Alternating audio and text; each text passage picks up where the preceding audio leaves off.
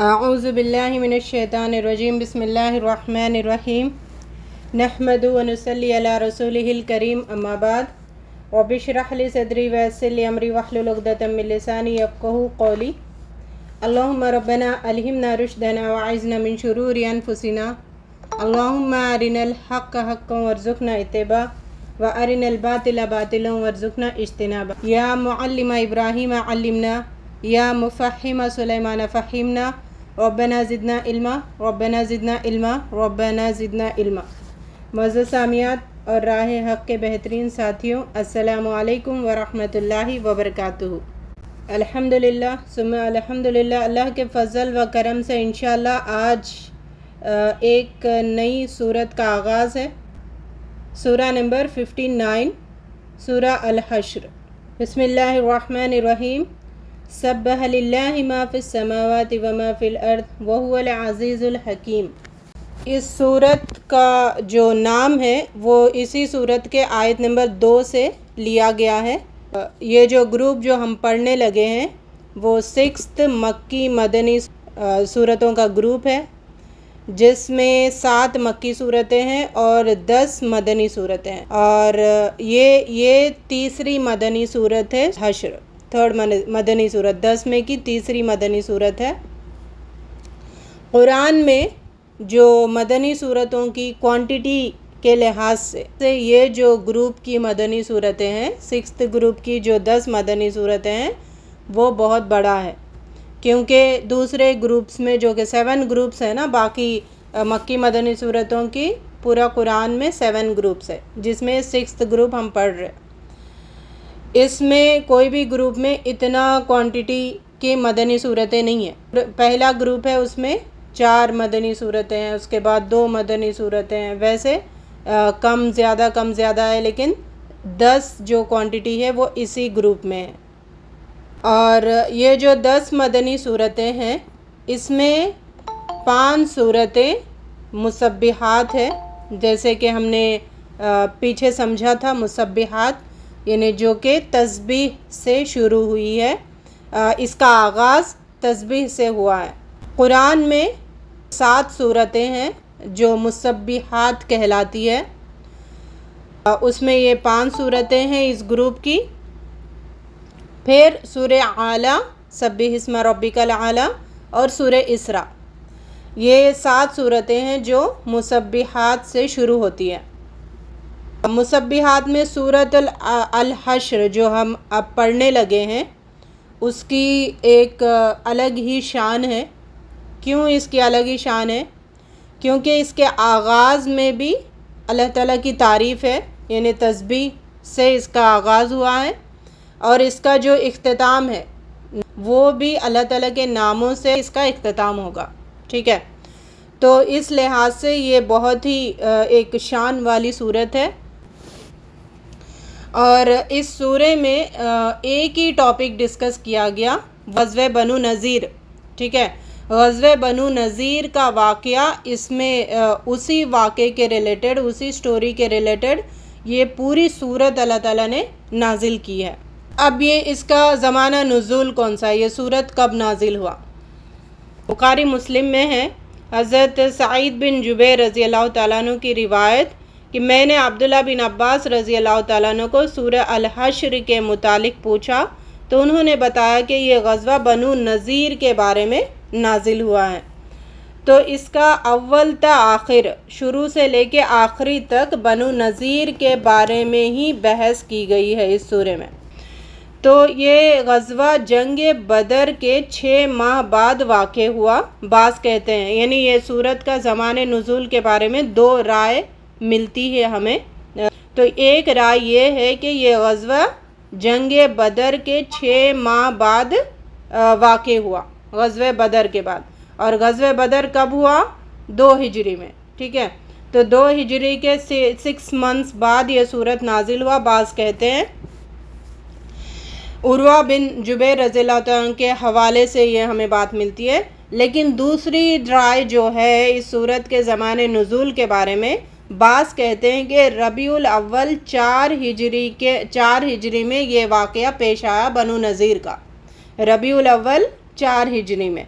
تو ربیع الاول 4 ہجری کے پہلے غزوہ احد ہوا تھا، غزوہ بدر نہیں۔ غزوہ بدر 2 ہجری میں ہوا اور غزوہ احد 4 ہجری میں ہوا۔ اچھا یہاں پہ تھوڑا نوٹ کر لیں، جو سیرت کے جو 3 غزوات بڑے فیمس ہے وہ غزوہ بدر ہے، دوسرا غزوہ احد ہے، تیسرا غزوہ خندق۔ غزوہ بدر پہلی غزوہ ہے جو نبی صلی اللہ علیہ وسلم ہجرت کرنے کے بعد 2 ہجری میں واقع ہوا تھا، اور 4 ہجری میں غزوہ احد ہوا تھا، اور 5ویں ہجری میں غزوہ خندق ہوا تھا۔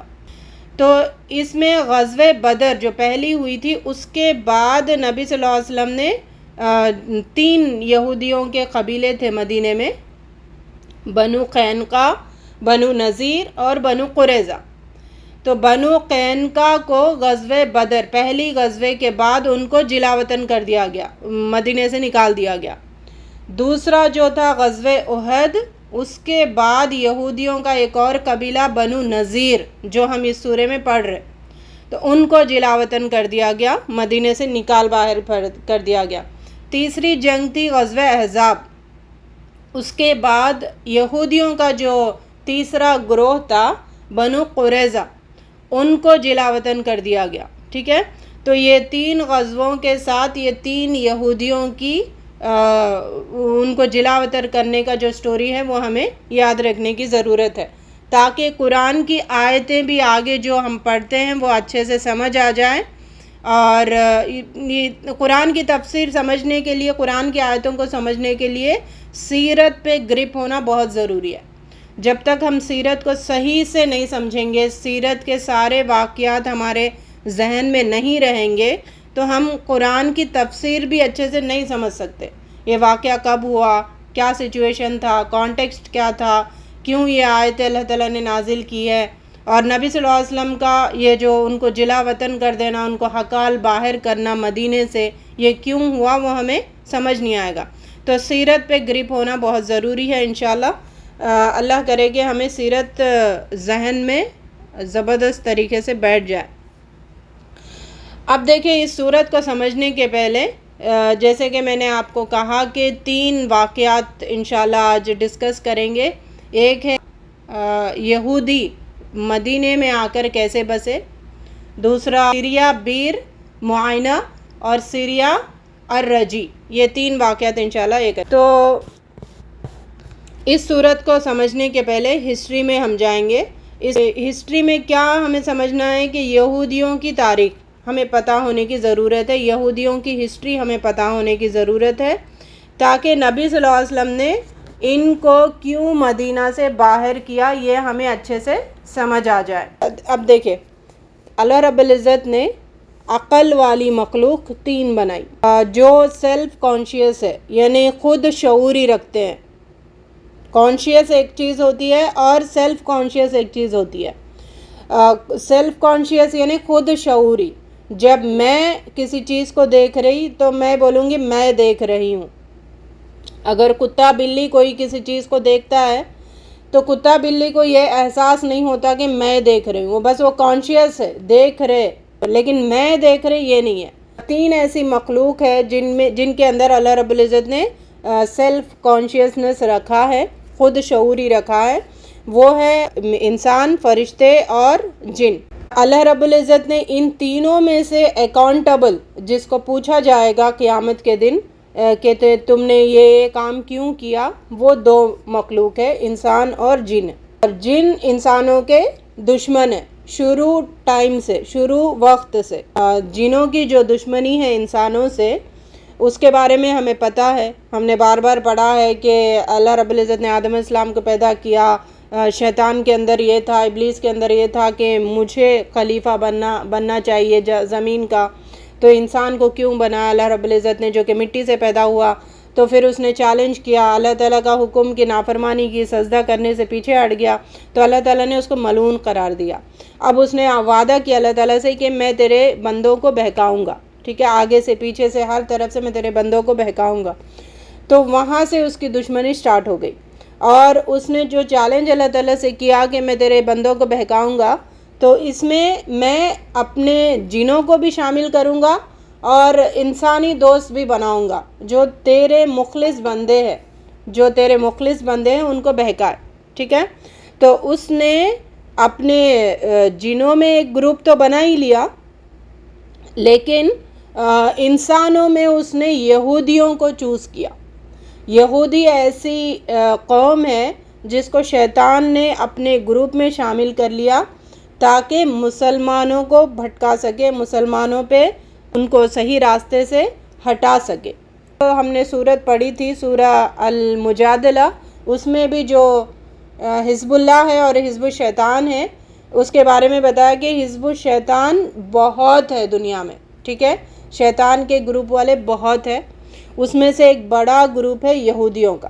تو یہ شروع ٹائم سے جب سے نبی صلی اللہ علیہ وسلم کو نبوت ملی اس ٹائم سے یہ کیا تھے؟ ان کے دشمن تھے، مسلمانوں کے دشمن تھے. اب یہودی کسے کہتے ہیں؟ یہودی موسیٰ علیہ السلام کو جو فالو کرتے ہیں انہیں یہودی کہتے ہیں، اور یہودیوں کا اصل وطن فلسطین ہے. اب وہ فلسطین سے مدینہ آ کر کیسے بسے؟ اور نبی صلی اللہ علیہ وسلم نے ان کو وہاں سے ہکال باہر کیوں کیا؟ آج کے دور میں زندہ قومیں جن کی ہسٹری ہمیں ملتی ہے وہ ابراہیم علیہ السلام سے ملتی ہے. اوکے. ابراہیم علیہ السلام کے پہلے جتنے بھی نبی آئے جتنے بھی رسول آئے ان کی قومیں کنٹینیویشن ہمیں نہیں ملتا، لیکن آج پوری دنیا میں جو زندہ قومیں ہیں وہ ابراہیم علیہ السلام کی نسل کے بعد سے ملتی ہے. ٹھیک. اس میں کون ہے زندہ قومیں؟ مسلمان ایک تو ہے، یہودی ہے اور عیسائی ہے. یہ تین ایسی زندہ قومیں ہیں جو اپنے نبی کے ریلیٹ کر کے وہ آگے چلتی جا رہی ہے، ابھی دنیا میں موجود ہے. اوکے. سمجھ آ رہی نا؟ تو ابراہیم علیہ السلام کا زمانہ آج ہم جو ہے 2023 میں، تو یہاں سے پیچھے اگر ہم جائیں گے تو ابراہیم علیہ السلام کا زمانہ آج سے 4000 سال پہلے کا ہے، کم و بیش. تو ابراہیم علیہ السلام کے بیٹے تھے اسحاق علیہ السلام اور اسماعیل علیہ السلام. تو اسحاق علیہ السلام کے بیٹے یعقوب علیہ السلام ہیں. یعقوب علیہ السلام کا لقب کیا تھا؟ اسرائیل. اور ان کے 12 بیٹے تھے جن کو بنی اسرائیل کہا جاتا ہے. تو اس میں سے موسیٰ علیہ السلام بھی پیدا ہوئے، اور جو اسحاق علیہ السلام ہیں انہی سے سارے انبیاء، یہ ہمیں پتہ ہے. اور ان میں سے موسیٰ علیہ السلام تھے. اب موسیٰ علیہ السلام جہاں پہ پیدا ہوئے وہاں سے یہ زندہ قوموں کی ہسٹری آج بھی چلی آ رہی ہے. موسیٰ علیہ السلام کو فالو کرنے والوں کو یہودی کہتے ہیں. اب موسیٰ علیہ السلام کے بعد عیسیٰ علیہ السلام تک 1400 سال کا وقفہ تھا، 1400 ایئرس. اور 1400 ایئرس میں اللہ رب العزت نے مسلسل نبیوں کو بھیجتے گئے. کوئی ایک سال بھی، کوئی ایک وقت بھی ایسا نہیں تھا کہ بنی اسرائیل میں کوئی نبی نہ آیا ہو. لیکن بنی اسرائیل اتنے بدتمیز، اتنے شریر اور اتنے شرارتیں کرتے گئے کہ اللہ رب العزت نے 14 سال تک نبیوں کو بھیجنے کے باوجود بھی انہوں نے بات نہیں مانی. تو پھر اللہ رب العزت نے ان کے پاس عیسیٰ علیہ السلام کو بھیجا، اور عیسیٰ علیہ السلام رسول ہے، موسیٰ علیہ السلام بھی رسول ہے. ٹھیک ہے. تو اللہ رب العزت دنیا میں رسول کو کیوں بھیجتا ہے؟ کسی بھی رسول کو کیوں بھیجتا ہے؟ کیونکہ جب حد سے زیادہ شرارتیں بڑھ جاتی ہے تو پھر اللہ رب العزت رسول کو مبعوث کرتے ہیں تاکہ ان کو شریعت دے کر بھیجتے ہیں اور لوگوں پر حجت قائم کرنے کے لیے. ورنہ موسیٰ علیہ السلام کے بعد ہارون علیہ السلام آئے، داؤد علیہ السلام آئے، سلیمان علیہ السلام آئے، یہ سارے نبی ہیں. رسول موسیٰ علیہ السلام ہے. اور موسیٰ علیہ السلام کے بعد 1400 سال کے بعد کون سے رسول آئے؟ عیسیٰ علیہ السلام. ٹھیک ہے. تو عیسیٰ علیہ السلام کے بعد کون سے نبی تھے؟ یحییٰ علیہ السلام، جو ان کے خالہ زاد بھائی ہے. بات سمجھ آ رہی؟ تو 1400 سال کا وقفہ ہے موسیٰ علیہ السلام اور عیسیٰ علیہ السلام کے درمیان. پھر عیسیٰ علیہ السلام سے رسول صلی اللہ علیہ وسلم کے درمیان کا وقفہ 600 سال کا ہے. 600 سال. ٹھیک ہے. تو اب یہ 1400 سال اور 600 سال کتنا ہوا؟ 2000 سال 2000 سال میں یہودیوں پر کیا اتار چڑھاؤ ہوا، اس کے بارے میں اسراء احمد صاحب نے بہت زبردست یہودیوں کی جو 2000 سالہ ہسٹری تھی اس کو زبردست انہوں نے بیان کیا ہے، جس کا کلپ میں نے شیئر بھی کیا، تو آپ لوگ اس کو ضرور سنیں، کیونکہ ایز اے مسلم ہمیں اپنی ہسٹری پتہ ہونی چاہیے۔ آدم علیہ السلام سے لے کر آج تک ہم پہ کیا بیتی، ہم کیسے زندگی گزار رہے، مطلب کیا ہوا تھا ہمارے پیچھے، ایز اے مسلم وہ ہمیں پتہ ہونا بہت ضروری ہے۔ اس کا شوق اپنے اندر پیدا کرے تاکہ ہم ہسٹری سے واقف ہو۔ جب ہم ہسٹری سے واقف ہوں گے تو ہمارے اندر عمل بھی آئے گا، ٹھیک ہے، ہمیں سمجھ آئے گا کہ دین کس طریقے سے پھیلا اور کتنی محنت لوگوں کو کرنی پڑی اور کیسے ہم تک آیا اور ہمیں کتنا عمل کرنا چاہیے۔ اوکے، تو اب دیکھیے موسیٰ علیہ السلام سے نبی صلی اللہ علیہ وسلم کے درمیان کا وقفہ 2000 سال کا تھا۔ 2000 سالوں میں ان پر 2 بار زوال آیا اور 2 دفعہ ان کو عروج ملا۔ 2000 سالوں میں 4 دفعہ یہ حادثات ان کے اوپر ہوئے، 2 بار زوال ہوا اور 2 بار عروج ہوا۔ زوال پھر عروج، پھر زوال پھر عروج۔ زوال کیوں ہوا؟ زوال یعنی نیچا ہونا، ان کو مارا گیا، توڑا گیا، ٹھیک ہے، ان پہ ظلم کیا گیا، اور عروج ان کو اٹھایا گیا۔ اب یہ زوال اور عروج کے بارے میں اللہ تعالیٰ قرآن میں بتاتے ہیں کہ انہوں نے جب اللہ تعالیٰ کی بات مانی تو اللہ تعالیٰ نے ان کو عروج دیا۔ جب انہوں نے اللہ تعالیٰ کی بات نہیں مانی، شریعت کو اپنے پیٹوں کے پیچھے ڈال دیا اور اپنے نبیوں کی بات انہوں نے نہیں مانا اور ان کو جو تعلیمات دی گئی اس کو انہوں نے روند کر اپنی مرضی کی زندگی گزاری، تو اللہ تعالیٰ نے ان پر زوال، پھٹکار پڑائی۔ پھٹکار پڑی مطلب 2 بار زوال جو آیا وہ کس کے ہاتھوں آیا؟ ایک سیرینز کے ہاتھوں۔ سیرینز نے ان کو مارا، توڑا، ذلیل کر دیا، اور ایک اور زوال ان کو ملا بیبیلونینز کے ہاتھوں، عراق ان کا اصلی مقام تھا، وہاں سے ان کو ہکال باہر کیا۔ تو زوال ہوا پھر عروج ہوا، پھر زوال ہوا پھر عروج ہوا، ایسا ہوا۔ تو جب اللہ تعالیٰ کی بات نہیں مانی، اللہ تعالیٰ نے ان کو مارا، توڑا، ہکال باہر کیا، قتل کروا دیا۔ پھر انہوں نے توبہ کی، اللہ تعالیٰ کی طرف آئے، دین کو فالو کرنا شروع کیا، پھر اللہ تعالیٰ نے ان کو عروج دیا۔ اب یہ عروج گریکس کے تھرو ایک بار عروج ان کو ہوا، تب ان کو فلسطین مل گیا، وہاں پہ ان کی عزت ہو گئی۔ ایسے کئی سال چلے، پھر انہوں نے بات نہیں ماننا شروع ہوا، بدماشی آ گئی ان کے اندر، انہوں نے شریعت کو چھوڑ دیا کئی سال گزرنے کے بعد، تو پھر اللہ تعالیٰ نے ان کو پھر مارا، وہ بیبیلونینز کے ہاتھوں، دوسرا زوال۔ پھر انہوں نے توبہ کی، بات مان لی اللہ تعالیٰ کی، پھر اپنی اصلاح کرنا شروع کر دیے، تو پھر اللہ تعالیٰ نے عروج دیا۔ سمجھ آ رہی؟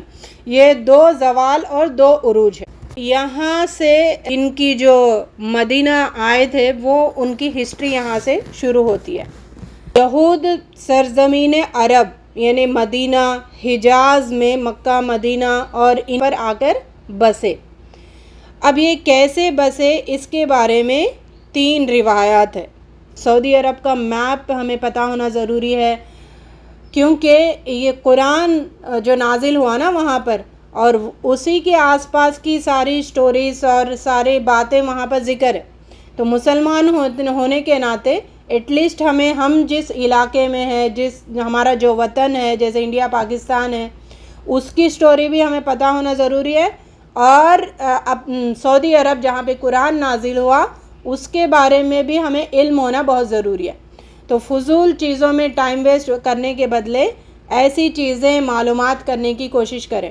تو حجاز کس علاقے کو کہتے ہیں سعودی عرب کا، اور نجد کسے کہتے ہیں، اور حجاز میں کون سے شہر آتے ہیں، شروع سے لے کے پریزنٹ آج کے دور تک ہمیں اس میں جو پروونس بنے ہوئے ہیں، کون سا پروونس ہے، کہاں پر کیا ہے، بہرحال یہ پتہ ہونا ضروری ہے، تاکہ ہم قرآن والے ہیں نا، قرآن کو سمجھنے کے لیے ایٹ لیسٹ اتنا تو پتہ ہو، باقی ساری کنٹریز کو چھوڑ دے۔ ویسے انسان ہونے کے ناطے ساری دنیا کے معلومات کا ہونا ضروری ہے، اتنا نہیں کر سکتے تو ایٹ لیسٹ اتنا تو کریں۔ اب جو یہودی عرب میں سرزمین عرب میں آ کر بسے تھے، اس کی ہسٹری کیا ہے؟ اس کے بارے میں 3 اقوال ہمیں ملتے ہیں۔ 2 یہودیوں کا انہوں نے مشہور کیا ہے اور ایک ثابت شدہ ہے۔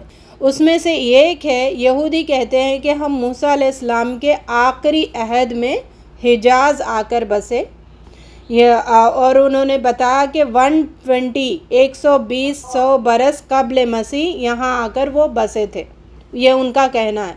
اور اس میں انہوں نے سٹوری بنائی کہ موسیٰ علیہ السلام نے عمالقہ ان سے جا کے لڑے، پھر ان کو قید کرے۔ بہرحال یہ تفہیم القرآن میں یہ واقعہ وہاں پر بتایا گیا، ہم اس کو نظر انداز کرتے ہیں کیونکہ یہ یہودیوں لائی ہوئی باتیں ہیں۔ دوسری بات یہ ہمیں ملتی ہے یہودیوں سے کہ 587 قبل مسیح میں جب بابل کے بادشاہ بخت نصر نے بیت المقدس کو تباہ کیا، ایک میں نے بتایا نا زوال بیبیلونین کے ہاتھوں، تو یہودی کہتے ہیں کہ اس وقت وہ تتر بتر ہو گئے، فلسطین سے تتر بتر ہو گئے، ساری دنیا میں پھیل گئے۔ اس وقت ہم عرب میں آ کر بسے، یہ ان کا یہودیوں کا کہنا ہے۔ یہ بھی ثابت شدہ بات نہیں ہے، یہ 2 باتیں صرف یہودیوں کی پھیلائی ہوئی ہے۔ تو اب اصل ثابت شدہ بات کیا ہے؟ یہودی سرزمین عرب میں آ کر کیسے داخل ہوئے؟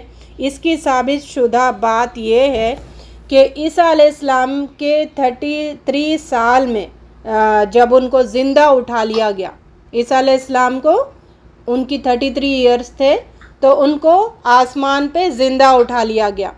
وہ بھی یہودیوں کی سازش تھی نا، یہودیوں کی سازش تھی کہ یہ نبی بن کے کیوں آئے، بہرحال ان کی بات نہ مانی جائے، اور ان کو قتل کرنے کا بھی انہوں نے سازش کیا، اور ان کے منصوبے کے مطابق انہوں نے قتل بھی کیا، لیکن عیسیٰ علیہ السلام کو نہیں۔ جو سازش کیا تھا اسی کو اللہ تعالیٰ نے عیسیٰ علیہ السلام کی شکل دے دی تھی، تو انہوں نے سمجھا کہ یہی عیسیٰ علیہ السلام ہے، اور اللہ تعالیٰ نے اسی وقت عیسیٰ علیہ السلام کو وہ چھت پھاڑی اور عیسیٰ علیہ السلام کو آسمان پہ اٹھا لیا۔ پھر چھت ایز اٹ از بن گئی، اور جو اس نے پلان کیا تھا وہ عیسیٰ علیہ السلام کی شکل کا بن گیا، تو ان لوگوں نے وہ سمجھا کہ عیسیٰ علیہ السلام ہے، اس کو لے کے گئے اور سولی پہ چڑھا دیے۔ بہرحال جو کام کیا وہ کیا۔ اب یہ سمجھتے ہیں کیا عیسیٰ علیہ السلام کو ہم نے سولی پہ چڑھائے، تو اب بہرحال اس کی سٹوری ہم پھر آگے کہیں اور چلے جائیں گے۔ تو اتنا سمجھے، عیسیٰ علیہ السلام کے 33 ایئرس میں جب ان کو زندہ اٹھا لیا گیا، پھر اس کے بعد 37 سال بعد، مطلب سن 70 میں عیسیٰ علیہ السلام کے آفٹر کرائسٹ، ٹھیک ہے، تو یہ جو کیلنڈر بنا ہوا ہے نا، یا پھر دنیا پہ جو وقت چل رہا ہے وہ 2 حساب سے چل رہا ہے۔ ایک ہے کہ عیسیٰ علیہ السلام کے پیدائش کے بعد آفٹر کرائسٹ کہا جاتا ہے، اور آفٹر کرائسٹ آج ہم کس سال میں بیٹھے ہو؟ 2023 میں۔ اور عیسیٰ علیہ السلام کے پیدائش کے پہلے کے گنتی بھی ہوتی چلی جاتی ہے، قبل مسیح پہلا، قبل مسیح دوسرا، ویسے آگے آگے چلتے چلے جاتے ہیں۔ اوکے، اب دیکھیں عیسیٰ علیہ السلام کے 33 ایئرس پلس 37 ایئرس کتنے ہو گئے؟ 70۔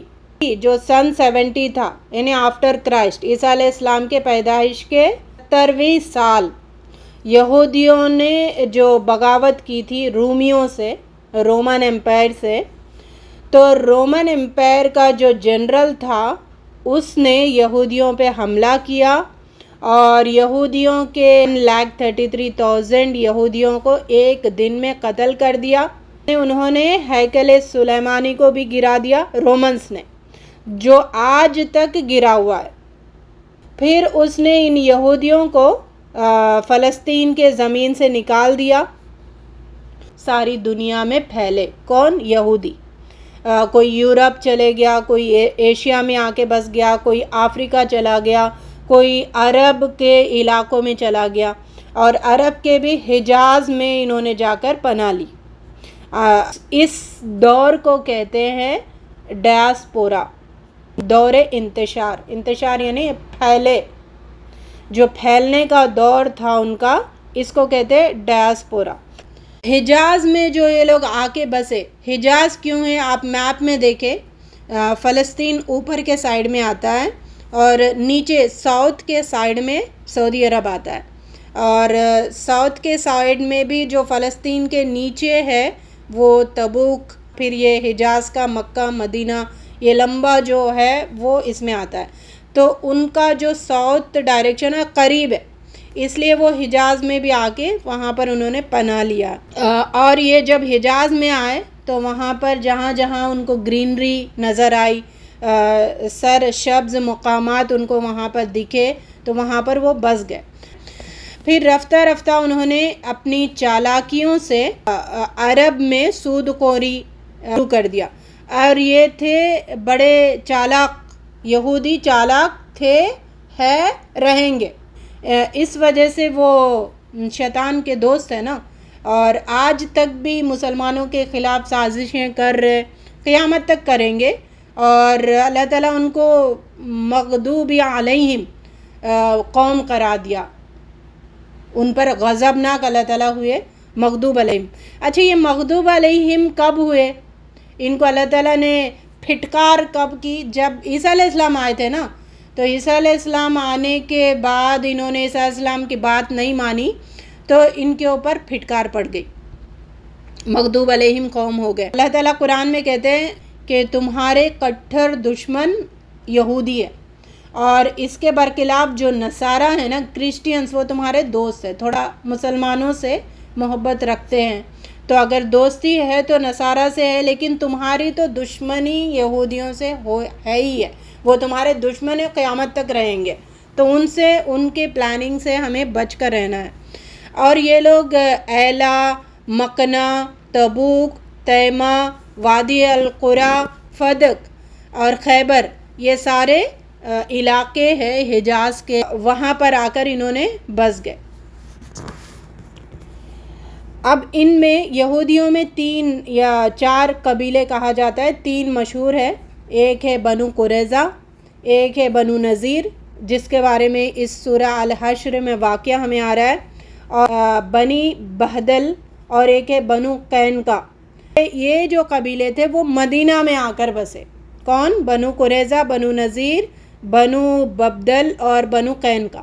بنو ببدل کے بارے میں اتنا فیمس نہیں ہے، لیکن بنو قریظہ، بنو نذیر، بنو قینقاع، یہ تینوں مدینہ میں، یثرب کہتے ہیں مدینہ کا پہلے کا نام، اور یثرب ایک آدمی کا نام تھا،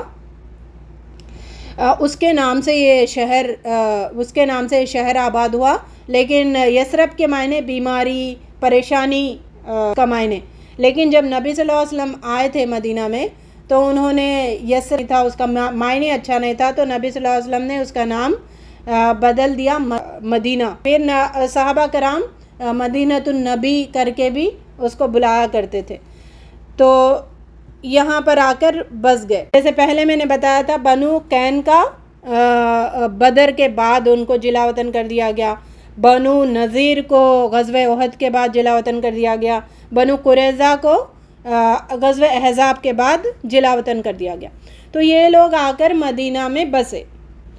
تو ان میں بنو نذیر اور بنو قریظہ زیادہ ممتاز قومیں تھی، کیونکہ وہ ان کے اندر نا کاہن جو کیا عامل اوت پلیتے جو کرتے ہیں نا، تو وہ طبقہ تھا یہ، اور اس زمانے میں اور آج بھی یہ اود پلیتے اور جو تعویذ گنڈے کرتے ہیں، یہ ان کے بارے میں لوگوں کی بڑی مطلب احترام والا یہ تھا، آج بھی ہے جاہل قوم میں، کہ جو یہ عاملوں کے پیچھے بھاگتے ہیں، انہوں نے کچھ کر دیا تو یہ ممتاز سمجھے جاتے تھے، کیونکہ فیوچر بتانا، ان کا علاج کرنا، یہ طبقے کے لوگ بنو نذیر اور بنو قریظہ یہ کام جانتے تھے، اس وجہ سے یہ ممتاز تھے، اپنی کہانت کے وجہ سے، پریسٹ اور کوہنس جسے کہتے ہیں، اس کی وجہ سے وہ ممتاز تھے۔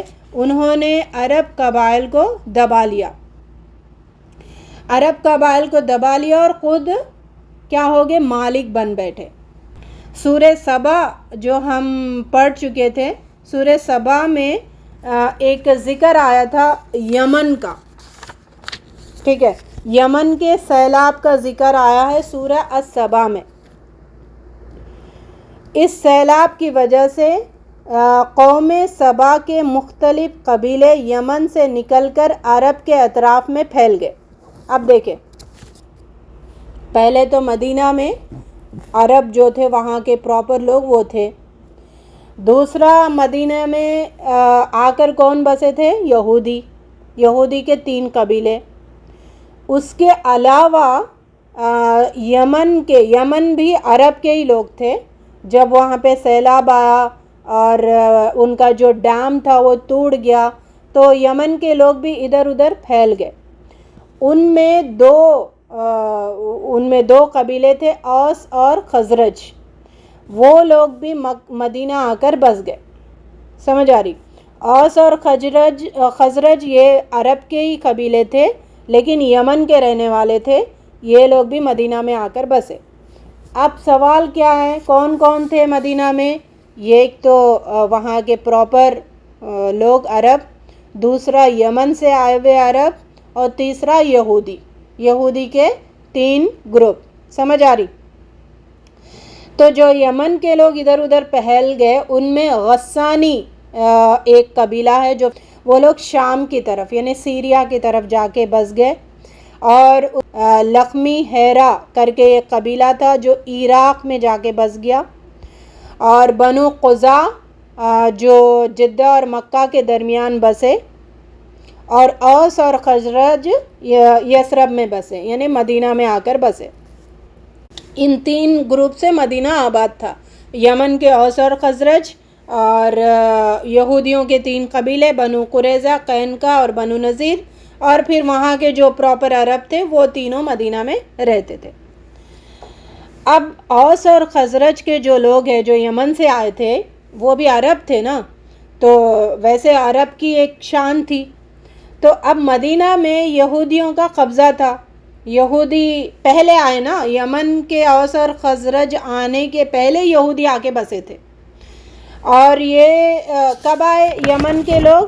132 عیسوی میں یہودی آ کر بسے مدینہ میں آفٹر کرائسٹ، اور 450 عیسوی میں یمن کے لوگ آ کر بسے۔ تو مدینہ میں فرسٹ کون تھے؟ وہاں کے پراپر عرب۔ اس کے بعد آ کر بسنے والے کون تھے؟ یہودی۔ پھر اس کے بعد آ کر بسنے والے اوس اور خزرج، یمن کے لوگ، ٹھیک ہے۔ تو اوس اور خزرج آنے کے پہلے یہودی جو تھے مدینہ کے، انہوں نے مدینہ پہ قبضہ جما لیا تھا۔ کیوں قبضہ جما لیا تھا؟ کیونکہ ان کے پاس، آگے ہم پڑھیں گے، بہت ہی ٹیلنٹس ان کے پاس ہوا کرتے تھے، ٹیلنٹس بہت تھے۔ تو اس ٹیلنٹس کو استعمال کر کے جو عرب تھے ان کو لوگ امی کہتے تھے، جاہل کہتے تھے، ان پر انہوں نے سمجھے کہ ایک حکمرانی کرنا شروع کر دیا، ایک ان کو دبانا شروع کر دیا۔ بہرحال یہ ہوتا گیا۔ جب اوس اور خزرج کے لوگ یمن سے 450 عیسوی میں یہ لوگ جب مدینہ آئے، اور اوس اور خزرج کے لوگ عرب ہی تھے نا، تو ان پر خزرج کو انہوں نے، یہودیوں نے مدینے میں بسنے سے روکا، ٹکنے نہیں دے رہے تھے، وہاں پہ مدینہ میں بسنے نہیں دے رہے تھے، وہاں پر رہنے نہیں دے رہے تھے۔ تو اوس اور خزرج کا ایک قبیلہ ایک اور تھا نا جو شام میں جا کر بسا، یاد ہے؟ غسانی قبیلہ۔ تو یہ اوس اور خزرج کے لوگ غسانی قبیلے کے پاس گئے اور ان سے کہا کہ آپ نا ہماری مدد کرو، یہ یہودی ہمیں مدینہ میں بسنے نہیں دے رہے، تو آپ لشکر لے کے آؤ۔ تو لشکر لے کے آؤ اور یہودیوں سے جنگ کرو۔ جب وہ غسانی لشکر لے کے آئے، انہوں نے یہودیوں سے جنگ کی، تو اس طرح کو مطلب ان کو دبا لیا گیا۔ تو اس کے بعد اوس اور خزرج کو مدینہ میں غلبہ حاصل ہوا، ٹھیک ہے۔ اوس اور خزرج جو یمن کے لوگ تھے، یمن کے عرب تھے، ان کو پھر مدینہ پہ غلبہ حاصل ہوا۔ انہوں نے پھر مدینے کی بھاگ دوڑ اپنے ہاتھوں میں لے لی، یہودی ان کے انڈر میں آ گئے۔ اب ہوا کیا، جب اوس اور خزرج کی سرداری وہاں پہ قائم ہو گئی تو یہودیوں کے 3 قبیلے تھے نا، نذیر، قریظہ، قینقاع. تو انہوں نے، اوس اور خزرج نے بنو نذیر اور بنو قریظہ کو مدینے کی جو باؤنڈری تھی، شہر کی باؤنڈری، اب کا شہر نہیں، جو اس زمانے کا شہر ہے مدینے کا، کہا جاتا ہے کہ اس زمانے میں آج جو مسجد نبوی کی باؤنڈری ہے نا اتنا ہی تھا شہر. اس کے باہر جو بھی تھا وہ آؤٹسکٹس تھا مدینہ کا. آپ اس کا میں نے میپ بھی بھیجا ہے، وہ دیکھ لیجیے. مدینہ کے شہر میں یہ اوس اور خزرج نے بنو نذیر اور قریظہ کو نہیں بسنے دیا. اوس اور خزرج نے کہا کہ تم لوگ جاؤ، سٹی کے جو باؤنڈری کے باہر ہیں وہاں پر جا کر بسو. تو بنو نذیر کے جو قلعے تھے، ان کا جو محلہ تھا وہ شہر کے باہر تھا اس زمانے میں، اور بنو قریظہ کا بھی شہر سے باہر تھا مدینہ کے. ٹھیک ہے، تو بنو نذیر، بنو قریظہ شہر کے باہر آباد تھے. اور بنو قینقاع جو ان دونوں سے بنتی نہیں تھی، تینوں یہودی قبیلے ہیں لیکن بنو قینقاع کی بنو نذیر اور قریظہ سے بنتی نہیں تھی. تو بنو قینقاع نے اوس اور خزرج کو بہرحال کچھ کہہ دلا کے وہ شہر میں ہی آباد تھے. ٹھیک ہے، تو اب سوال ہے شہر میں کون سا یہودی قبیلہ تھا اور شہر کے باہر کون سے یہودی قبیلے تھے؟ شہر کے اندر بنو قینقاع بسا ہوا تھا، شہر کے باہر بنو نذیر اور قریظہ تھا.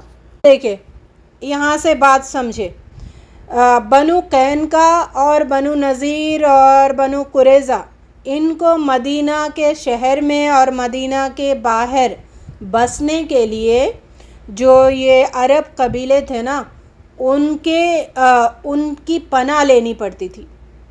عرب میں پہلے یہ ہوتا تھا کہ اگر کہیں کسی شہر میں کوئی جا کر بستا ہے تو ان کو کیا کرنا پڑتا تھا، اس شہر کا جو بڑے بڑے قبیلے ہوتے تھے ان کی پناہ طلب کرنا پڑتی تھی. جب ان کی پناہ میں اگر وہ آ جاتے تو پھر باقی لوگ ان کو ستا دینے تھے. کہتے تھے کہ یہ ہماری پناہ میں ہے، ان کو کوئی چھیڑے گا نہیں، ستائے گا نہیں، بس یہ پروٹیکشن حاصل تھی. سمجھ آ رہی؟ اب جو یہودیوں کے 2 قبیلے تھے بنو نذیر اور قریظہ کو اوس کی پناہ ملی ہوئی تھی. انہوں نے جو باہر تھے نا شہر کے باہر بنو نذیر اور قریظہ، ان کو اوس جو یمن کا ایک عرب قبیلہ تھا نا انہوں نے پناہ دی ہوئی تھی. اور جو بنو قینقاع تھا جو شہر میں آباد تھا ان کو خزرج کی پناہ ملی ہوئی تھی. اب دیکھیں کہ نبی صلی اللہ علیہ وسلم کے تشریف لانے سے پہلے اور ہجرت کے آغاز تک نبی صلی اللہ علیہ وسلم کو نبوت ملی، اور نبوت ملنے کے بعد آپ نے ہجرت کی. نبی صلی اللہ علیہ وسلم کو نبوت 40 ایئرس میں ملی. اس کے بعد مکے میں آپ 13 ایئرس تھے. 40 + 13 53 ایئرس. 53 ایئرس میں یہ یہودیوں کا پوزیشن کیسا تھا، وہ کیا کر رہے تھے. ہجرت کے بعد کی بات نہیں پڑھ رہے ہم، ہجرت کے پہلے تک نبی صلی اللہ علیہ وسلم مدینہ آنے تک کیا واقعات ہوئے، یہ جو یہودی تھے ان کا پوزیشن کیسا تھا مدینہ میں، یہ ہم پڑھیں گے آگے. ٹھیک ہے، یہ یہودی عرب کی سرزمین میں آ کر اپنے ابنائے ملت سے بچھڑ گئے تھے. دنیا کے باقی یہودی ان کو اپنے میں شمار ہی نہیں کرتے تھے. یعنی دیکھیں ان کا اصل کیا تھا، اوریجن کون سا تھا، فلسطین تھا. اب فلسطین سے یہ جب تتر پتر ہوئے رومیوں کے ہاتھوں تو یہ آ کر مدینہ میں بسے. جب مدینہ میں آ کر بسے تو کئی سال گزر گئے. جب کئی سال گزر گئے عربی بن گئے، مطلب عرب میں اور ان میں کوئی فرق نظر نہیں آتا تھا. یہودیوں کی جو اصل لینگویج کون سی تھی، ہیبرو لینگویج تھی، عبرانی لینگویج. انہوں نے اپنی تہذیب بھی چھوڑ دیا، اپنی تمدن بھی چھوڑ دیا، اپنی زبان بھی چھوڑ دیے، یہودی نام تک بھی انہوں نے چھوڑ دیا. یہ سارے چھوڑ کر انہوں نے عربیت اختیار کر لی تھی. عربی لگنے لگتے تھے. اس لیے ہسٹری میں بعض ہسٹورینز نے یہ کہا کہ یہ یہودی نہیں ہے جو فلسطین سے آئے، بلکہ یہ عرب ہی ہے جنہوں نے یہودیت اختیار کر لی تھی. تو اتنا زیادہ عرب کی جو کلچر تھا، ان کا طریقہ تھا، ان کے نام تھے، انہوں نے اتنا اختیار کر لیا تھا کہ عربی لگنے لگے تھے.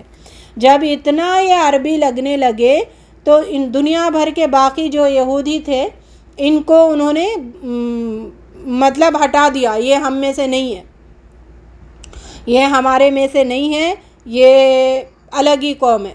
تو انہوں نے ان کو اپنی قوم میں شمار ہی نہیں کرتے تھے، کہتے تھے کہ یہودی نہیں ہے، باقی دنیا کے سارے یہودی. لیکن یہ جو مدینہ میں آباد تھے وہ لوگ کہتے تھے کہ ہم یہودی ہیں. تو انہوں نے اتنا عربیت کا رنگ اختیار کر لیا تھا.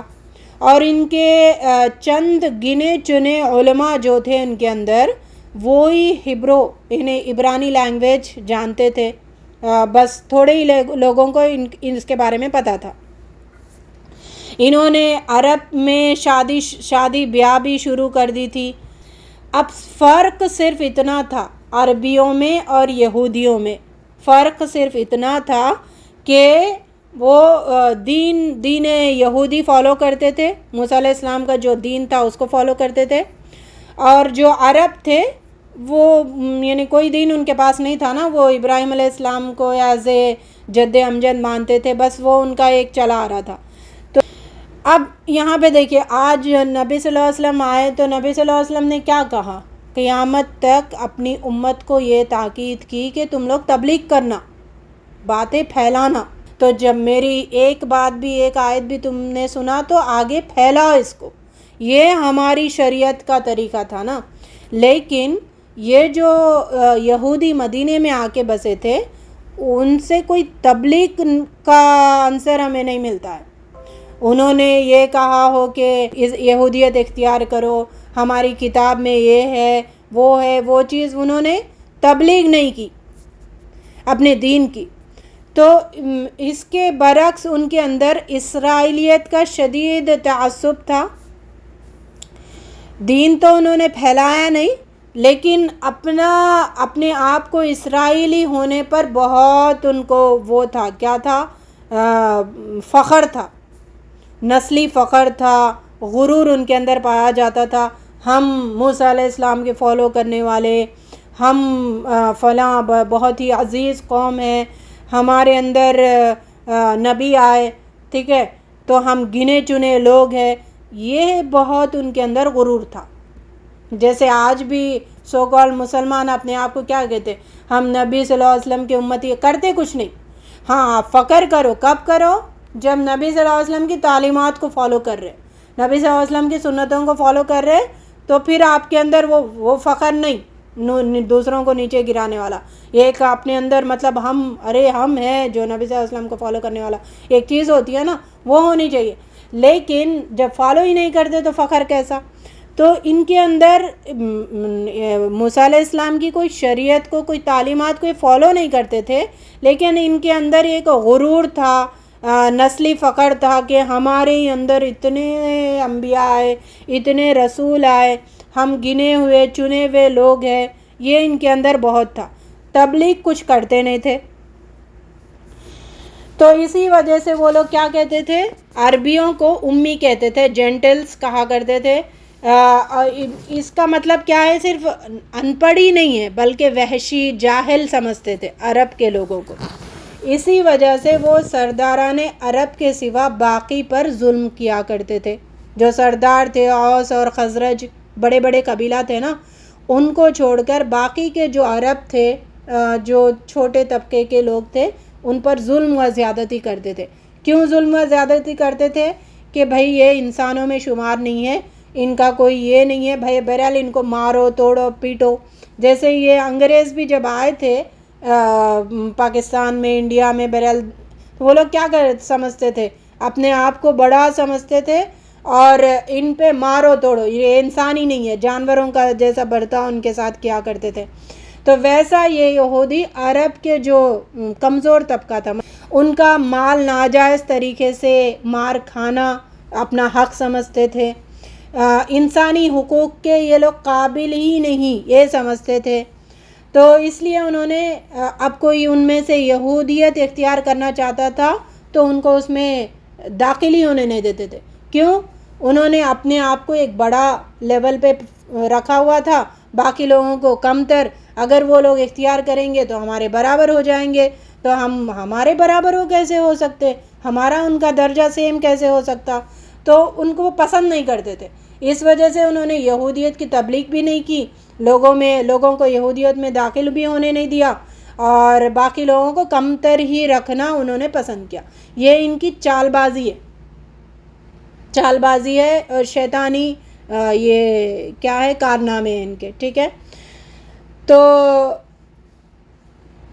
ویسے بھی یہودیوں میں تبلیغ کے علاوہ ان کے اندر ایک چیز پائی جاتی ہے جو قرآن میں بھی اس کو بار بار ذکر کیا گیا. یہ ساری باتیں قرآن میں وقتاً فوقتاً اللہ تعالیٰ ذکر کرتے ہی ہیں. ان کے اندر تبلیغ دین کا وہ عنصر ہی نہیں تھا کہ ہمارا دین پھیلے، لوگ اس میں آئے، وہ اس کی فکر نہیں تھی.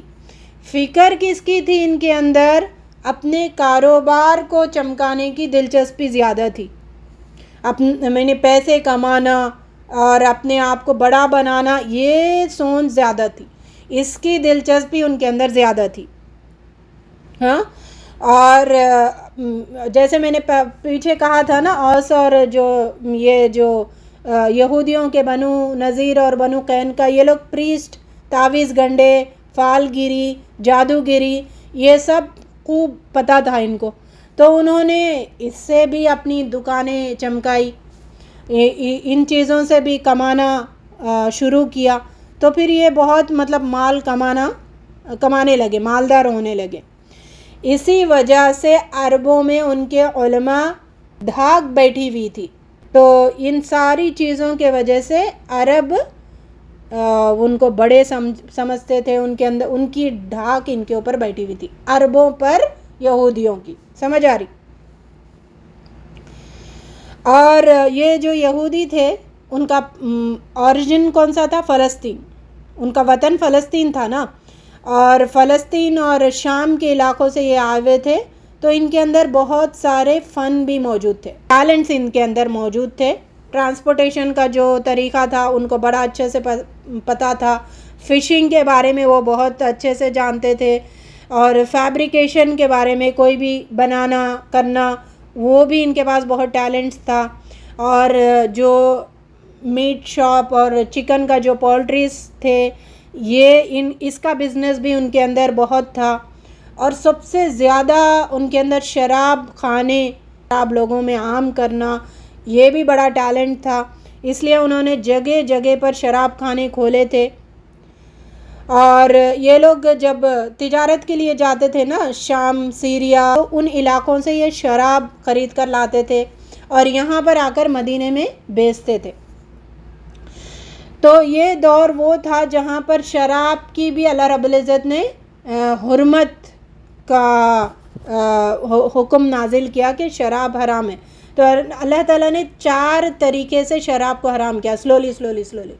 کیونکہ یہ اتنے عادی ہو گئے، یہودیوں نے اتنا عرب کو عادی کر لیا کہ گھٹی میں شراب ان کی پڑتی تھی، یعنی صبح شام ان کے شراب کے ساتھ ہوتی تھی. اتنا وہ لوگ ان کے اندر شراب کے عادی تھے. اب ٹیلنٹس ان کے پاس بہت تھے، اس وجہ سے بھی عرب کے اوپر ان کی دھاک بیٹھی ہوئی تھی. اب یہ کون تھے؟ کون سے 2 قبیلے تھے؟ بنو نذیر اور بنو قریظہ. اس کے علاوہ جو بنو قینقاع تھے، جو شہر میں آباد تھے، وہ سنار اور لوہار گیری کا کام کرتے تھے. ان کا پیشہ تھا سنار کا اور لوہار کا. اور یہ لوگ بہت کماتے تھے سناری کے وجہ سے اور لوہاری کے وجہ سے. اس کے علاوہ ان تینوں قبیلوں کا ایک بڑا بزنس تھا سود خوری کا، اور سارے عرب کو انہوں نے اس میں پھنسا کر رکھا تھا. ایسے انہوں نے عرب کے لوگوں کو اس میں پھنسا رکھا تھا کہ وہ تا حیات اس میں سے نہیں نکل سکتے تھے. اور اسلام نے آ کر سود خوری کے ایسا گردن ماری، یہ نہ اس میں کوئی انوالو ہونا، نہ اس میں لین دین کے علاوہ اگر کوئی پین بھی پکڑاتا، کوئی پیپر بھی پکڑاتا، وہ بھی اللہ تعالیٰ کے ساتھ جنگ کا مستحق ہے۔ سود خوری کو اللہ رب العزت نے حرام اور خبیث چیز قرار دیا، اور اسلام نے آ کر اس سود خوری کا جڑ سے خاتمہ کیا۔ لیکن افسوس کے ساتھ یہ کہنا پڑ رہا ہے کہ ہم میں سے آج جو اپنے آپ کو مسلمان کہتے ہیں، سود خوری میں یا پھر آپ کھاتے نہ ہو لیکن دینے میں تو ملوث ہے نا، اور اللہ رب العزت نے دینے والوں کو، لینے والوں کو، اس میں ملوث پیپر پین دینے والوں کو بھی حرام، سب پہ اللہ رب العزت نے عذاب اور اللہ رسول کی جنگ کا اعلان کر دیا۔ اتنی بری چیز ہے۔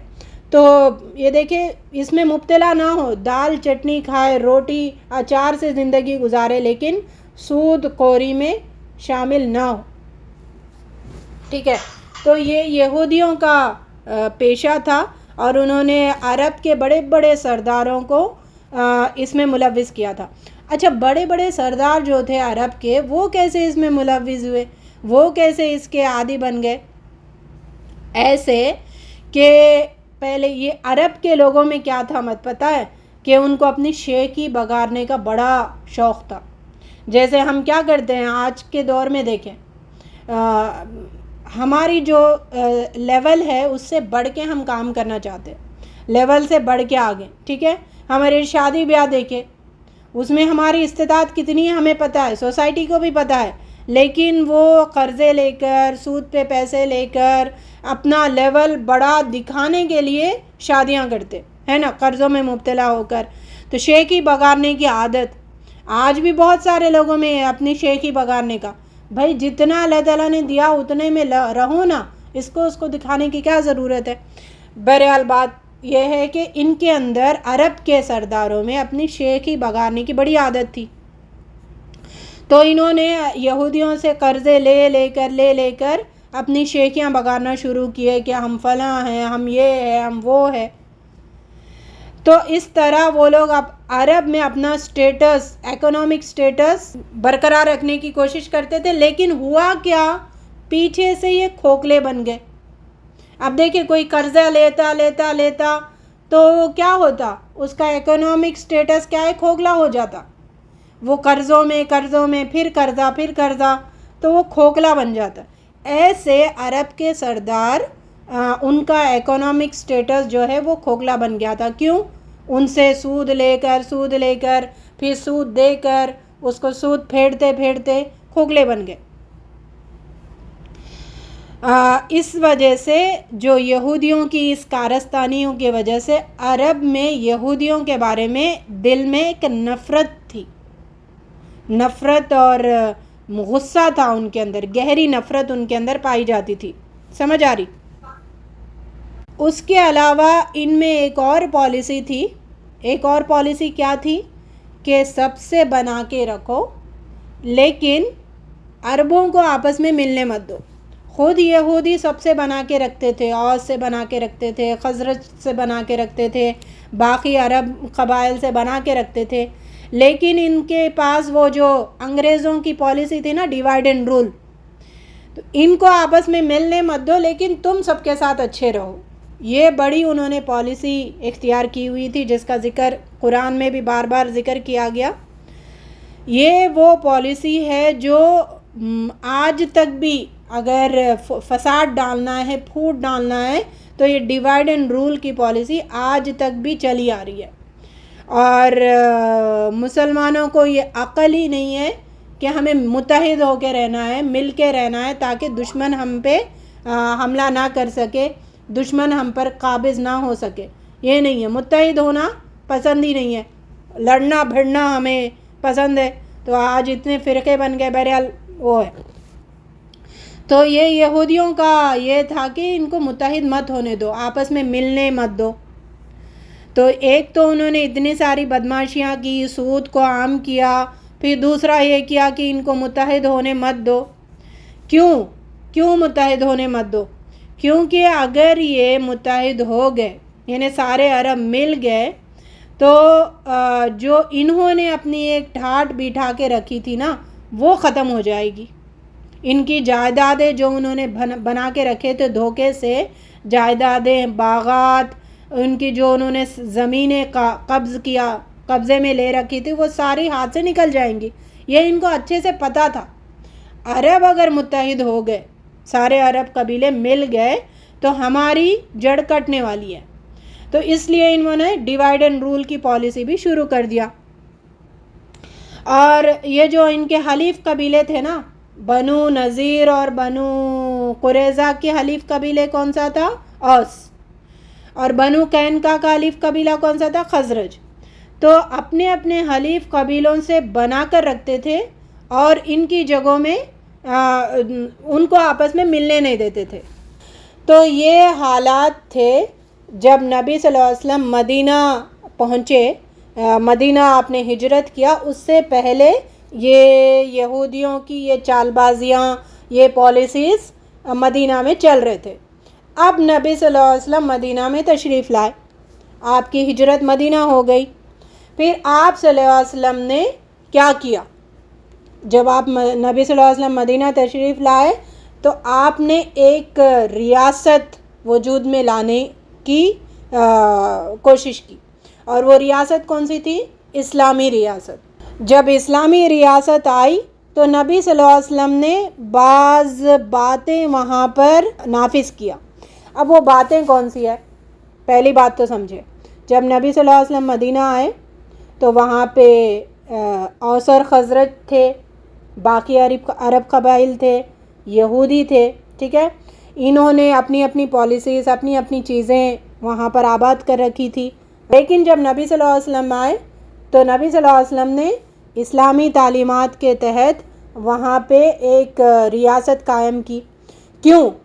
دیکھیں تھوڑا پیچھے جائیں. نبی صلی اللہ علیہ وسلم جب ہجرت کرنے کے پہلے 3 سال بیعت عقبہ اولا، بیعت عقبہ ثانی، پھر ہجرت ہوئی 11 نبوت میں، 12 نبوت، 13 نبوت، اور 13 نبوت میں نبی صلی اللہ علیہ وسلم نے ہجرت کر کے مدینہ آئے. ٹھیک ہے، اور 11 اور 12 میں جو بیعت عقبہ اولا، بیعت عقبہ ثانی ہوئی تھی، اس میں مدینہ کے لوگ وہاں پہ آئے تھے نبی صلی اللہ علیہ وسلم کے پاس، عرب قبائل، اور انہوں نے یہ کہا کہ نبی صلی اللہ علیہ وسلم آپ کو مکے میں بہت ستایا جا رہا، آپ پہ ظلم ڈھایا جا رہا، تو لہٰذا آپ کیا کریں، ہمارے شہر آ جائیں، ہم آپ کو پروٹیکٹ کریں گے، ہم آپ کے دین کو فالو کریں گے. بات کیا تھی پہلے سوچیں. یہ عربوں کو پتہ تھا نا، یہ یہودیوں نے ٹھاٹ بٹھا کے رکھی تھی، ہمارے پاس دین ہے، ہم موسیٰ علیہ السلام کے فالو کرنے والے ہیں، ہم بلا بلا بلا یہ چیزیں ہیں. تو عرب لوگ یہ تھا کہ ان کو پتہ تھا پہلے سے کہ ایک آخری نبی آنے والا ہے. تو اور یہودی کیا کرتے تھے، وقفے سے ان کو کہتے تھے کہ ہمارے اندر نبی آنے والا ہے، ہم اس کے تھرو تم پہ حملہ کریں گے، تمہیں ماریں گے، بریں گے، وہ کریں گے. تو عرب کو یہ باتیں پتہ تھی.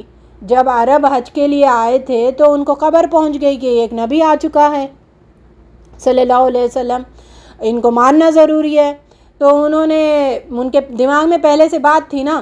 اب یہ انہوں نے پلان کیا کہ یہودی نبی صلی اللہ علیہ وسلم کے پاس پہنچنے کے پہلے ہم ان پر ایمان لے کے آئیں گے، ہم نبی صلی اللہ علیہ وسلم کو اپنے ساتھ رکھیں گے. ٹھیک ہے، تو مکے میں بہت زیادہ ستایا جا رہا تھا نبی صلی اللہ علیہ وسلم کو. تو انہوں نے کہا کہ ہم آپ کو لے جائیں گے، ہم آپ کی پروٹیکشن کریں گے، ہم ایک اسلامک ریاست بنائیں گے. ٹھیک ہے، تو آپ کو ہم لیڈر بنائیں گے اور آپ کی لیڈری میں ہم سب آپ کو فالو کریں گے. تو یہ 11th ایئر میں بھی ہوا، 12th ایئر میں بھی ہوا. پھر ان سے وعدہ کیا گیا، بیعت لی گئی ان سے، پروٹیکشن کرو گے، حفاظت کرو گے جیسے تم اپنے بال بچوں کی حفاظت کرتے ہو. تو انہوں نے وعدہ کیا کہ ہاں ہم پروٹیکشن کریں گے. پھر ان کو لے کر مدینہ نبی صلی اللہ علیہ وسلم نے پھر ہجرت کا حکم دیا لوگوں کو. پہلے تو ایک ہجرت ہوئی تھی 5 نبوت میں، پھر یہ دوسری ہجرت ہوئی مدینہ کی طرف. سمجھ آ رہی؟ تو مدینہ کی طرف نبی صلی اللہ علیہ وسلم نے ہجرت کا حکم دیا مسلمانوں کو. وہ 13 نبوت تھی. اس کے بعد نبی صلی اللہ علیہ وسلم اور اپنے ابو بکر صدیق رضی اللہ تعالیٰ عنہ نے دونوں نے ہجرت کی. وہ ہجرت کا واقعہ پتہ ہے نا کہ آپ دونوں نکلے، سارے کفار مکہ آپ کے گھر کا احاطہ کیے ہوئے تھے، تلواریں لے کے بیٹھے تھے. تو نبی صلی اللہ علیہ وسلم نے علی رضی اللہ تعالیٰ عنہ کو اپنی جگہ پر سلایا. پھر سورہ یاسین کی وہ آیت پڑھتے ہوئے آپ مٹی اٹھائی، اس میں پھونک مار کر سب پہ پھینکا، سب کی آنکھیں اندھی ہو گئی اور نبی صلی اللہ علیہ وسلم ان کے سامنے سے نکل گئے، ہجرت کر دیے. ٹھیک ہے. پھر یہ سارا واقعہ. بہرحال اب نبی صلی اللہ علیہ وسلم جب مدینہ تشریف لائے تو مدینہ میں ایک اسلامی ریاست قائم کرنا تھا، تو انہوں نے بعض چینجز لائے اس ریاست میں. اب وہ چینجز کیا ہے؟ 13 پوائنٹس ہے. 13 پوائنٹس غور سے سنیں. عرب کے قبیلے اوس اور خزرج اور مہاجرین کو ملا کر ایک برادری بنائی آپ نے. اوس اور خزرج اور مہاجرین جو ہجرت کر کے گئے وہ سب مل کر ایک برادری بنو، ایک ہو جاؤ، متحد ہو جاؤ. یہ نبی صلی اللہ علیہ وسلم نے پہلا کام کیا. دوسرا، مسلمان معاشرے اور یہودیوں کے درمیان یہ ایک معاہدہ طے کیا گیا. اب وہاں پہ دو ہو گئے نا، جب اوس اور خزرج اور باقی عرب قبائل ایک ہو گئے، مہاجرین ایک ہو گئے، تو پھر یہودی ایک ہو گئے. اب مسلمان اور یہودیوں کے درمیان ایک معاہدہ نبی صلی اللہ علیہ وسلم نے قائم کیا. تیسری بات، ضمانت دی گئی کہ کوئی کسی کے حقوق پر دست درازی نہیں کرے گا. نہ یہودی مسلمانوں پر کوئی دست درازی کرے گا، ان کے حقوق کھائے گا، نہ مسلمان یہودیوں کے حقوق کھائے گا، کوئی کسی پہ ہاتھ نہیں اٹھائے گا. چوتھا، باہر کے دشمن جو بھی آئیں گے نا، اب یہ یہودی اور عرب تھے مدینہ میں، اب ان کے اوپر اگر باہر سے کوئی بھی دشمن آ کر حملہ کرے گا تو یہودی اور یہ مدینے کے سارے لوگ یعنی نصارہ اور مہاجرین اکٹھا ہو جائیں گے اور ان کے خلاف حملہ کریں گے. ٹھیک ہے. تو اب یہاں پہ سنیں، مدینہ میں کون کون ہو گئے؟ ایک تو یہودی ہو گئے، ایک مہاجر ہو گئے اور ایک انصار ہو گئے. مہاجر اور انصار مسلمانوں کے لسٹ میں آتے ہیں اور ایک یہودی. سمجھ آ رہی؟ تو مہاجر، انصار اور یہودی، ان پر اگر کوئی باہر سے آ کر حملہ کریں گے تو یہ تینوں اکٹھا ہو جائیں گے ان پر حملہ کرنے کے لیے. ان کا 5th پوائنٹ، یہودی اپنا خرچ اٹھائیں گے اور مسلمان اپنا خرچ. کوئی کسی کا خرچ نہیں اٹھائے گا، سب اپنا اپنا خرچ اٹھاؤ. 6th پوائنٹ ہے، ایک دوسرے کے ساتھ خیر خواہی کریں گے، ان کے درمیان نیکی اور حق کا تعلق ہوگا، گناہ اور زیادتی نہیں ہوگی. دیکھیں یہ پوائنٹ تھا، بڑے چبھنے والے پوائنٹس تھے نا یہودیوں کو. وہ تو گناہوں میں ملوث تھے، حق تلفی میں تھے، زیادتی میں تھے. نبی صلی اللہ علیہ وسلم نے کہا یہ سب ختم، اب یہ ساری کوئی بھی کام نہیں ہونے والا. 7 پوائنٹ آپ نے کہا کہ کوئی اپنے حلیف کے ساتھ زیادتی نہیں کرے گا، یعنی جس کے انڈر میں جو ہے وہ اپنے حلیف کے ساتھ زیادتی نہیں کرے گا. خزرج کے انڈر میں قینقاع تھا نا، وہ زیادتی نہیں کریں گے ایک دوسرے کے. مہاجر اور انصار کو آپس میں بھائی بھائی بنا دیا. یہ بڑی ایک بردرہڈ کی مثال ہے اس پوری دنیا کی ہسٹری میں. تو انہوں نے کہا کہ جو جس کے انڈر میں کوئی اس کے ساتھ زیادتی نہیں کرے گا. پھر آپ نے کہا کہ مظلوم کی حمایت کی جائے گی، جو جس پر بھی ظلم کیا جائے گا سب مل کر اس کی حمایت کریں گے، اس کے اوپر سے ظلم کو ختم کرنے کی کوشش کریں گے. 9th پوائنٹ ہے، جنگ میں یہودی مسلمانوں کے ساتھ مل کر ان کا مصارف اٹھائیں گے، یعنی کچھ بھی پیسوں کی ضرورت ہے، مالی مدد کی ضرورت ہے تو وہاں پہ نبی صلی اللہ علیہ وسلم نے بتایا کہ آپ یہودی اگر مسلمانوں کی مالی مدد کرنے کی ضرورت ہے جنگوں میں تو وہ مدد کرو. یہ اللہ نبی صلی اللہ علیہ وسلم نے ان پر معاہدے میں لکھ دیا. یہ وہ پوائنٹ ہے، یاد رکھیے، جو بنو نذیر کا واقعہ جو ہوا ہے نا اس کے لیے یہ پوائنٹ تھا. یہودیوں کو نبی صلی اللہ علیہ وسلم نے مدد کرنے کا لکھ دیا تھا. 10واں پوائنٹ، یثرب میں کسی بھی نوعیت کا فتنہ اور فساد کرنا حرام ہے. مدینے میں کسی بھی قسم کا فتنہ فساد کرنا یہ نبی صلی اللہ علیہ وسلم نے حرام قرار دیا. 11 پوائنٹ ہے، اگر ان کے درمیان کوئی اختلاف رونما ہو جائے تو فساد کا خطرہ ہو تو اس کا فیصلہ اللہ کے قانون کے مطابق رسول صلی اللہ علیہ وسلم کریں گے. اگر کچھ بھی فتنہ ہو گیا، فساد ہو گیا تو سیدھا مسئلہ لے کے آؤ نبی صلی اللہ علیہ وسلم کے پاس، اور نبی صلی اللہ علیہ وسلم قرآن کے تحت اللہ تعالیٰ کے فرمان کے تحت فیصلہ کریں گے اور اس فیصلے کو ماننا ہوگا، یہودیوں کو، انصار کو اور مہاجر کو، سب کو. پھر 12 پوائنٹ آپ نے کیا کہ قریش اور ان کے حامیوں کو پناہ نہیں دی جائے گی. قریش اور جو بھی اسلامی دشمن ہے نا ان کو اب مدینہ میں کوئی بھی پناہ نہیں. یہ بھی ایک پوائنٹ بنا بنو قریظہ قینقاع ان کو جلا وطن کرنے کے لیے انہوں نے پناہ دی تھی، اس وجہ سے ان کو بائیکاٹ کر دیا گیا. آگے پڑھیں گے. 13 پوائنٹ تھا جو نبی صلی اللہ علیہ وسلم نے معاہدے میں لکھا تھا، ہر فریق اپنی جانب کی مدافعت کا ذمہ دار ہے. 13 پوائنٹس تھے جو نبی صلی اللہ علیہ وسلم مدینہ آنے کے بعد جو آپ نے ایک مدینہ کی اسلامی ریاست قائم کی تھی، اس کے لیے آپ نے یہ سارے پوائنٹس رکھے ہوئے تھے جو کہ یہودیوں کے گلے کا کاٹا تھا. یہودیوں کے گلے کا کاٹا تھا، ان کو یہ پسند نہیں تھا، اور اس کے چلتے انہوں نے بہت ساری کیا کیا حرکتیں کی، وہ آگے انشاءاللہ کل پڑھیں گے.